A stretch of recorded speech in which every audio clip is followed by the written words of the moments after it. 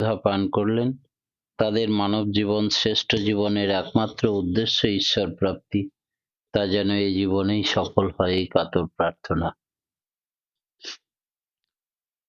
শ্রী শ্রী ঠাকুরের কাছে বিভিন্ন দেশ বরেণ্য নেতা এসেছিলেন। তার মধ্যে দেশবন্ধু চিত্তরঞ্জন দাস শুধু দীক্ষাই নেননি, তিনি একেবারে ঠাকুরগত প্রাণ হয়েছিলেন এবং কয়েকবারই এসেছিলেন। দেশবন্ধুর সঙ্গে যখন কেষ্টদা এক বর্ষণমুখর প্রভাতে ভবানীপুরের বাড়িতে গেছিলেন, তখন সবেমাত্র তিনি স্বরাজ দল গঠন করছেন। দোতলার বৈঠকখানায় বসেছিলেন, শান্ত মুখখানা, বিনয়ে মণ্ডিত, সহজ কিন্তু গাম্ভীর্য। সৎসঙ্গ থেকে বায়ুচালিত একটি তড়িৎযন্ত্র, ওয়াইন পাওয়ার ডাইনামো কেনার জন্য তার কাছে হেমেন্দ্রনাথ দাশগুপ্ত মহাশয় সেদিন উপস্থিত ছিলেন। কথায় কথায় কথা উঠল সৎসঙ্গের কথা। উঠতেই দেশবন্ধু জিজ্ঞাসা করলেন, সৎসঙ্গ কোথাকার? পাবনার? বললেন, হ্যাঁ, পাবনার হিমায়তপুরে এই প্রতিষ্ঠান। তখন সৎসঙ্গের বর্তমান কর্মপ্রতিষ্ঠানগুলি আরম্ভ হয় নাই। তপোবন নামে একটি বিদ্যালয় হয়েছিল, একটা বালিকা বিদ্যালয়, বিশ্ববিজ্ঞান গবেষণা কেন্দ্র নাম দিয়ে তখন আমাদের বৈজ্ঞানিক গবেষণাগারের কাজ আরম্ভ হয়েছে মাত্র। আজকের দিনের কারখানা সৎসঙ্গ কেমিক্যাল ওয়ার্কস, পাওয়ার হাউস, সৎসঙ্গ প্রেস, সৎসঙ্গ পাবলিশিং হাউস, সৎসঙ্গ মহিলা সমিতি, সৎসঙ্গ ধাত্রী বিদ্যালয়, সৎসঙ্গ দাতব্য চিকিৎসালয়, সৎসঙ্গ কলানিয়ন নিকেতন, সৎসঙ্গ ব্যাংক, সৎসঙ্গ ইঞ্জিনিয়ারিং ওয়ার্কস, সৎসঙ্গ রেনিভেশন প্রভৃতি মূর্তি হয়েছিল। সম্পূর্ণটা নয়, সবে কাজ শুরু হয়েছে। তাই একটু বিস্মিত হয়ে ভাবলাম, নিরালা নিবেশ পল্লী সংস্কারের কথা তিনি সব শুনেছেন। কথায় কথায় ঠাকুরের কথা উঠল। তার কথা উঠতেই আগ্রহান্বিত হয়ে দেশবন্ধু বললেন, তার কথা আমি রবিনের মুখে কতবার শুনেছি। বহুদিন একবার তার সঙ্গে দেখা করার স্বাদ রয়েছে আমার। অরবিন্দর কনিষ্ঠ ভ্রাতার নাম বারীন্দ্র ঘোষ। এই বারীন্দ্র ঘোষের কাছেই দ্বীপান্তর থেকে ফিরে আসার পর সৎসঙ্গের আশ্রমে এসে শ্রী ঠাকুরের কাছে কিছুকাল ছিলেন বারীন ঘোষ। তারপরেই কলকাতায় গিয়ে দেশবন্ধুর সঙ্গে নারায়ণ পত্রিকা বার করেছিলেন। তাতে পাবনার মধুচক্র নামে সৎসঙ্গ সম্বন্ধে এক বই রচনা করেছিলেন এবং সেই প্রবন্ধে প্রায় ৮-৯ জনের কথা উল্লেখ ছিল। দেশবন্ধুর সঙ্গে সেদিন দেখা তার প্রায় ১ মাস আগেই শ্রী ঠাকুর কলকাতায় এসেছিলেন। তখন কলকাতায় হরিতকি বাগানে লেনে তিনি থাকতেন প্রায়ই। ক্রমশ সেখানে ভিড় হয়ে যাওয়াতেই পাশেই মানিকতলা স্ট্রিটে আর একটা বড় বাড়ি ভাড়া নেওয়া হলো। দেশবন্ধু জিজ্ঞাসা করেছিলেন, আপনাদের ঠাকুর কোথায় আছেন এখন? তখন কেষ্টদা বললেন, এখানেই কিছুদিন আছেন। শুনে অত্যন্ত আগ্রহ প্রকাশ করে তিনি চেয়ার ছেড়ে উঠে দাঁড়ালেন, যেন অপ্রত্যাশিত কিছু হাতের কাছে পেয়ে গেছেন। জিজ্ঞাসা করলেন, এখানে মানে? কোথায় আছেন তিনি এখন? মানিকতলায়? বলতেই তিনি বাড়িটা কোথায়, কত দূর, কত নম্বরে জিজ্ঞাসা করলেন। আজ তার সঙ্গে আমি আজই দেখা করব। তার এই আগ্রহ দেখে সকলে স্তম্ভিত। আমাদের যন্ত্রের মতো সেদিনকার মতো চাপা পড়ল এখন বিদায় নিয়ে চলে আসছি। সেদিন চলে গেল। পরদিন সিরাজগঞ্জ কনফারেন্স আরম্ভ হবে। দেশবন্ধু খবর দিলেন, সিরাজগঞ্জ থেকে ফেরার পথে শ্রী ঠাকুরের সঙ্গে অবশ্যই দেখা করবেন।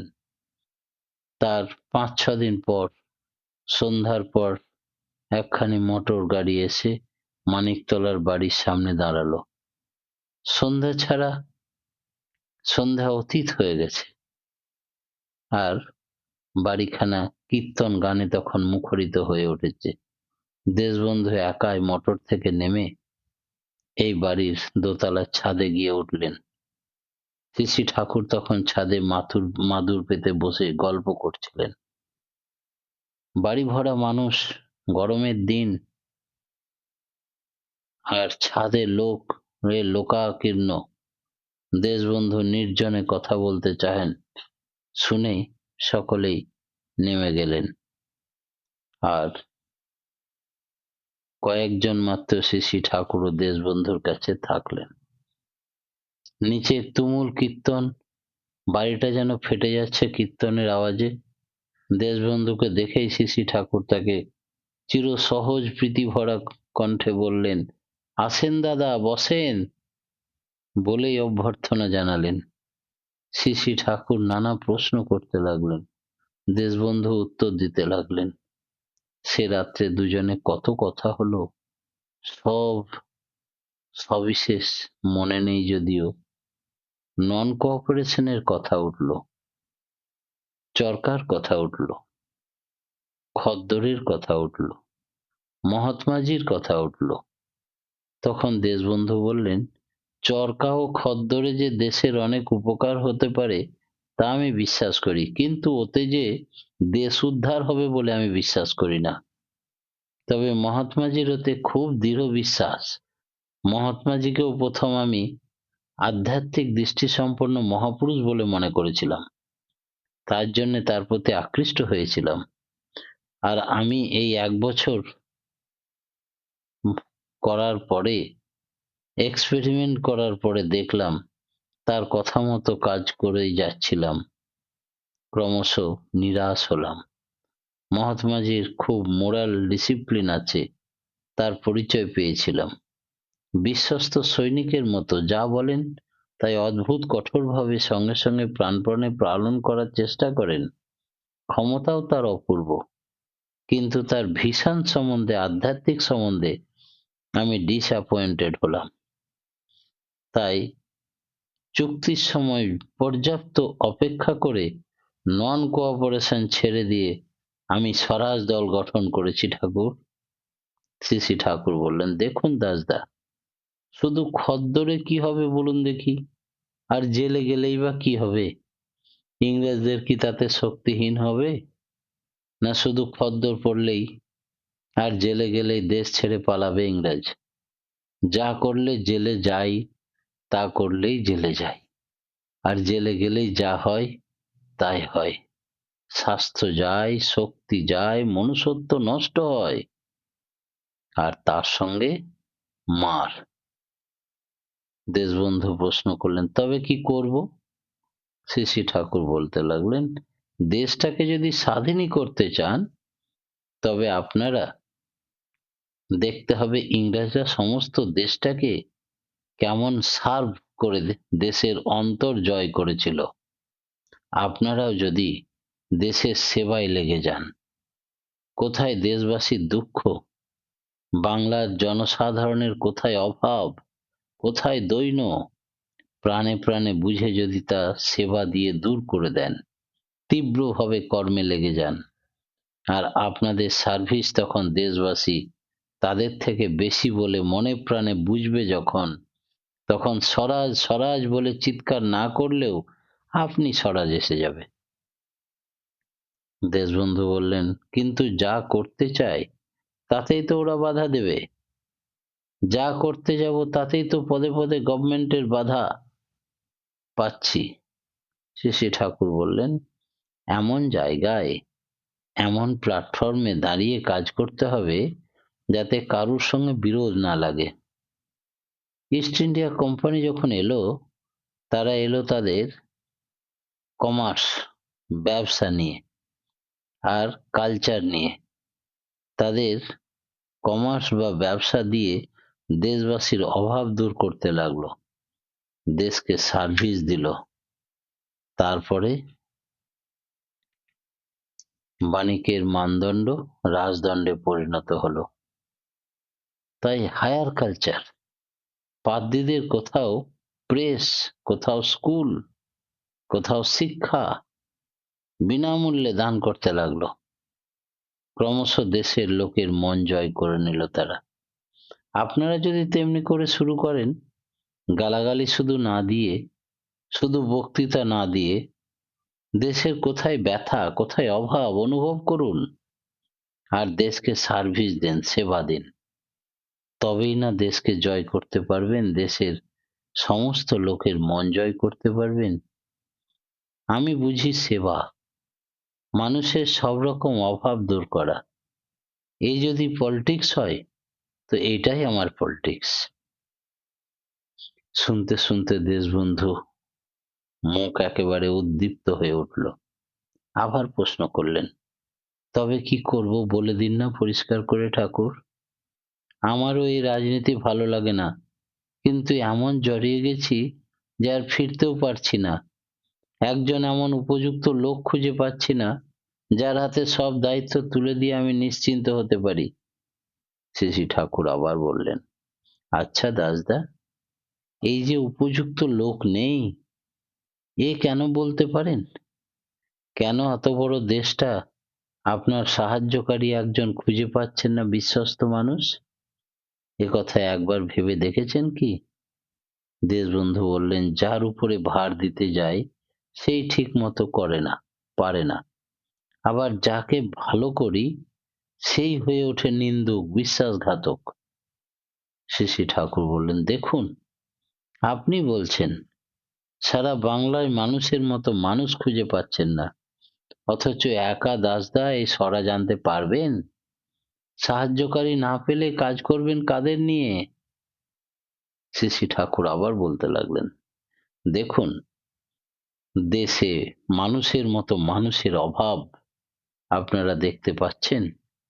প্রকৃত মানুষের বড়ই অভাব, অথচ এত তাড়াতাড়ি স্বরাজ পেতে যে আপনারা উঠে পড়ে লেগেছেন, তাতেই বোঝা যাচ্ছে যে আপনারা স্বরাজ চান না। যদি চাইতেন, তবে আমার মনে হয় আগে মানুষ তৈরি করতেন। আর তা না করে আপনারা পরের দোষ দিচ্ছেন, গালাগালি দিচ্ছেন। এই করে কি ইংরেজের দোষ দিয়ে ইংরেজকে তাড়িয়ে দেওয়া যাবে? ওদের দোষ দেখতে দেখতে ওদের দোষগুলো আপনাদের গুণকে নষ্ট করে দিচ্ছে। তাই আপনাদের ওদের অধীনে থাকতে হচ্ছে, আর আপনাদের প্রতি কাউরির নজর পড়ছে না, সিম্প্যাথি বাড়ছে না। দেশবন্ধু পুনরায় প্রশ্ন করলেন। শ্রী ঠাকুর আবার বলতে লাগলেন, দেশে মানুষ হবে কি করে দাসদা? দেশের সমাজটা একেবারে রোটেন, পচে গেছে। ঘরে ঘরে অশান্তি, দাম্পত্য সুখ নেই, শিশু মৃত্যু। আজকাল বিবাহই ঠিক মতো হচ্ছে না, বিবাহের জায়গায় নিবাহ হয়ে যাচ্ছে। কার বউ কার ঘরে গেল, ইন্ডাস্ট্রি থেমে গেল, ভালো ভালো সোল আসতে পারছে না, তারা ইথারে কেঁদে কেঁদে বেড়াচ্ছে। একবার ভেবে দেখুন তো কি দশা। দাসদা, সমাজটা যদি সংস্কার করতে পারতেন, তবে অসম্ভব বলে কিছু নেই। যে 20-25 বছরের মধ্যে এমন সব যুবক পাবেন যারা দেশের কর্মীর অভাব দূর করে দেবে। এমনই নানা কথা বলতে লাগলেন। সব এই সমাজ নিয়ে, দেশের স্বাস্থ্যের অর্থের কথা, সুশিক্ষার অভাবের কথা, কত কথাই না বলতে লাগলেন। কথাগুলির মধ্যে এমন কিছু ছিল যা তীরের মতো অন্তরে বিঁধছিল দেশবন্ধু চিত্তরঞ্জন দাসের। দেশবন্ধু তন্ময় হয়ে শুনছিলেন ঠাকুরের অপূর্ব ভঙ্গিমায় সেই কথাগুলো, আর বিস্মিত হয়ে ঠাকুরের মুখ নিঃসৃত অপূর্ব যুক্তিপূর্ণ বাণী মন্ত্রমুগ্ধের মতো শুনছিলেন, যেন আগ্নেয়গিরির অগ্ন্যুৎপাতের মতো শ্রী শ্রী ঠাকুরের কথা আমাদের সকলের প্রাণে মোহন জ্বালা সৃষ্টি করছে। দেশবন্ধু আবার বললেন, আমিও এইসব কাজ যেন মন প্রাণ দিয়ে কখনো লাগতে পারিনি। পল্লী সেবায় যেন আমার মন চায়, আর এমন করে গোলমাল বাড়িয়ে স্বরাজ হবে না তাও বুঝতে পেরেছি। তবুও মরা দেশটার একটা হুচুকে জাগিয়ে রাখতে চাচ্ছি। আর কেমন করে যেন এই হুচুকে ঘূর্ণি পাকটায় আমিও নিজেও পড়ে গেছি।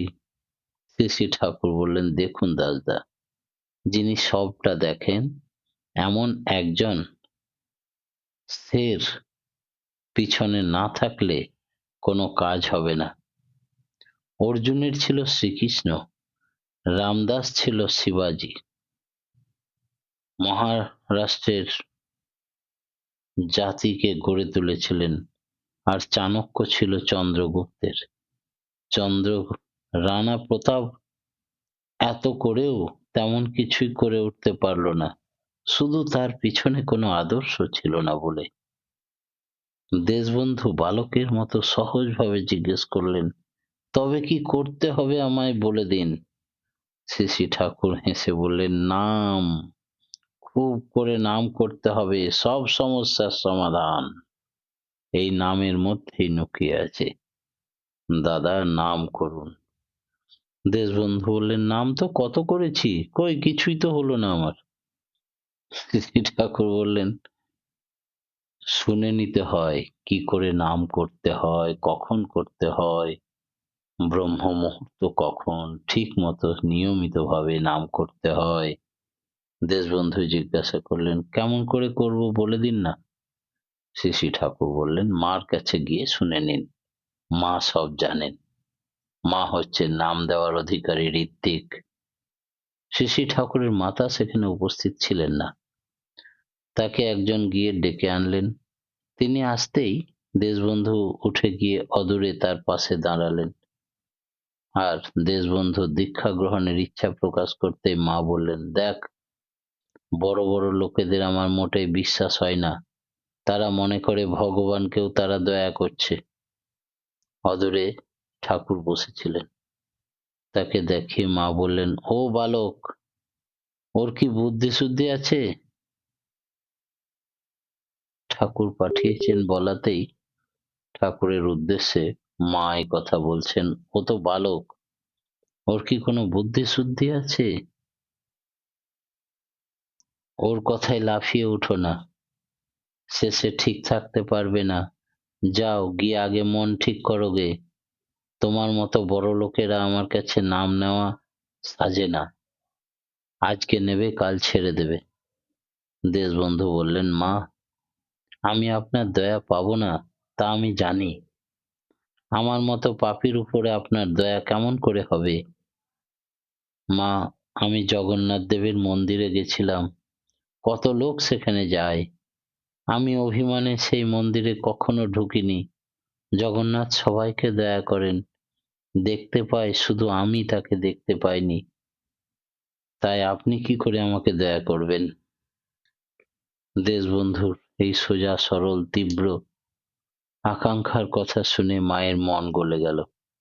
মা বললেন, দেখো বাপু, কতজনকে তো দেখলাম, তারা কিছুদিন বাদেই ছেড়ে দেয়, ধরে রাখতে পারে না। শেষে ওতে কিছু হয় না এসব অপবাদ দেয়, দীক্ষার কোনো মূল্য হয় না, তাই নিন্দা বান্দা করে। তুমি চিত্তরঞ্জন, দেশজোড়া তোমার খ্যাতি, এত বড় লোক তুমি, ব্যারিস্টার, কত লোক তোমায় মান্যগণ্য করে। দেশের মাথা তুমি, দেশের কাজে ব্যস্ত, কিছুদিন বাদেই তোমার মতো তুমি চলবে আর সবকিছু ছেড়ে দেবে, নিয়ে বদনাম হবে, সৎসঙ্গের দীক্ষা নিয়ে কিছু হয় না। দেশবন্ধু মায়ের কথা শুনে দৃঢ় স্বরে বলে উঠলেন, মা গো, চিত্তরঞ্জন যা গ্রহণ করেছে তা ভেবে চিন্তেই গ্রহণ করে।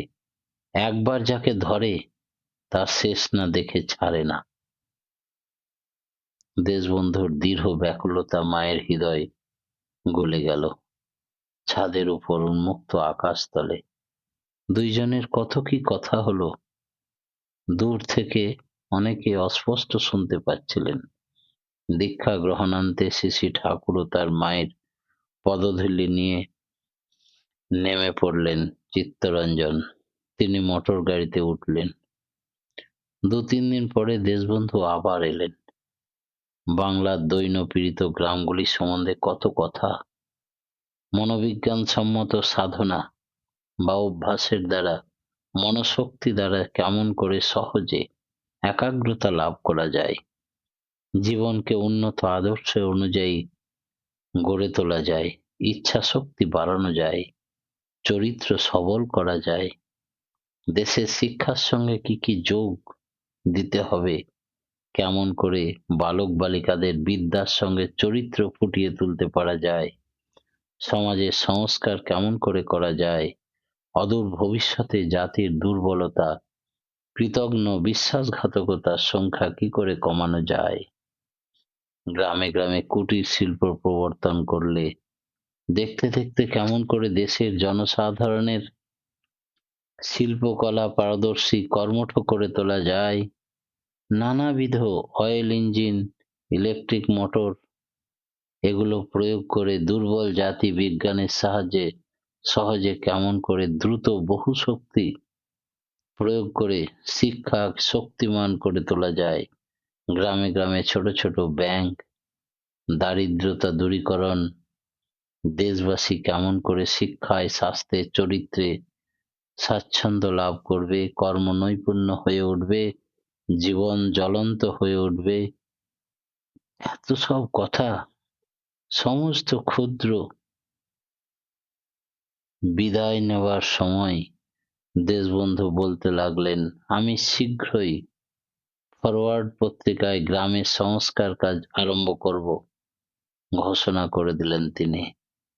কয়েকদিন পরেই তিনি পল্লী সংগঠনের কথা সংবাদপত্রে বাহির করলেন। এরপরেই তার জীবনের প্রধান ব্রত হলো পল্লী সমাজ গঠন ও উন্নয়ন। জীবন্তভাবে নতুন চিন্তার বিষয় গজিয়ে উঠল। একদিন বললেন, আমার ইচ্ছা করছে রাজনীতির এই সব ঝঞ্ঝাট ছেড়ে আমি আশ্রমে গিয়ে নতুন করে পল্লী সংস্কারে মন দিই। এর কিছুদিন পরেই দেশবন্ধু কার্য উপলক্ষে বোম্বে চলে গেলেন। ফিরে এসে সৎসঙ্গের আশ্রমে আসবেন মনস্থির করলেন। তার পুত্র চিরঞ্জন সেই সময়ে সস্ত্রীক দীক্ষিত হলেন। দেশবন্ধু তাদের সপরিবারে আশ্রমে পাঠিয়েছিলেন। তাই দেশবন্ধু